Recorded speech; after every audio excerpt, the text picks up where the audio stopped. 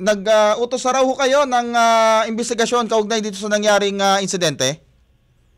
Tama po kayo dun. Kahapon po, nung natanggap po natin yung viral video, immediately po ay dinirect po natin sa utos na rin po ng ating regional director na si Police Brigadier General Semelencio Nartates na mag-conduct ng investigasyon regarding dun sa insidenteng nangyari noong August 25. Yung pong sabi nga nagpakilala daw ho itong biktima na miyembro daw ho ng ISAP. Meron daw po bang resulta yung ginawang verification ho ng SPD regarding dito?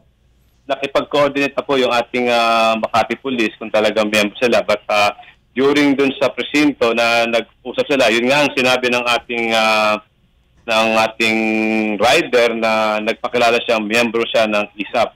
However, hindi siya nakapagpakita ng kahit anong IDs or kahit anumang dokumento na siya nga talaga ay miyembro ng Philippine Army. So instead, ang meron lang siyang dalang ID ay isa siyang Fire and Rescue Volunteer ng Kabalikat, CBCOM. Ayun, so rescue volunteer ang kanya ipinakitang ID.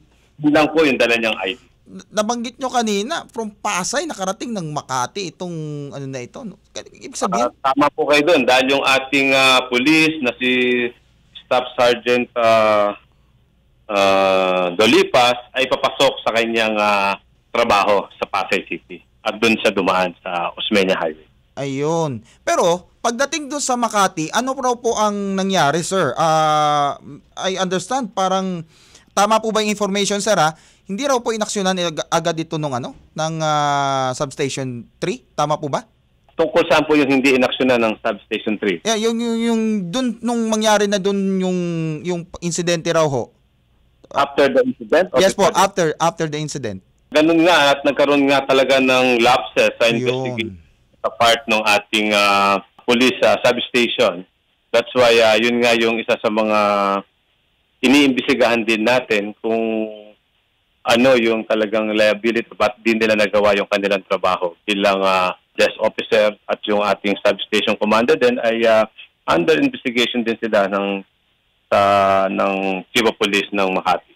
Yung insidenteng ito, sir, sabi nga medyo nakalulungkot kasi ang PNP talaga parang sunod-sunod ang nagiging pagsubok na kinakaharap.